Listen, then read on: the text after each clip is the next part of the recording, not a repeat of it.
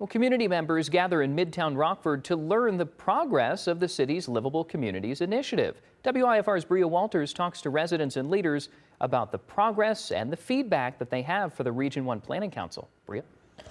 Those who showed up at the Patriots Gateway Center Thursday tell me their main concerns are unused community spaces, physical conditions of properties, and pedestrian safety. It was really a beautiful area. In current times, it's fallen into bad times. Samantha Bentley has lived in Rockford's Midtown district for years and wants to see the neighborhood grow.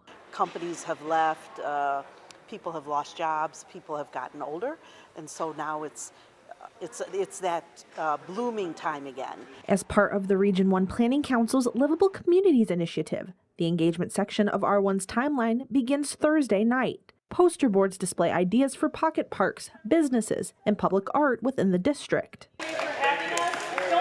We came up with 9 different alternatives that reflected all of those issues and problems that they saw in the community. A lot of them are infrastructure related, a lot of them are identity related. Bentley, the executive director of the Dharma Foundation, submitted Midtown for the program. She wants a meaningful project to be picked. Well, I won't share the 2 I picked because I want it to be holistically come out of the voting. 11th Ward Alderperson Jaime Salgado says he's proud of the inputs from the residents this far. It just shows the importance of Midtown and some of these other areas of the 11th Ward, how desperately we want to make a change. Out of the 8 project ideas, the top rated ones are Broadway Street and Railroad Avenue beautification with 4 votes each and a small business micro grant program with 6 votes. Can't say enough good things about the Region 1 planning team. In Rock, this summer the council will move into round 3 of the timeline, titled Collaboration, and in the fall round 4 is called Refining.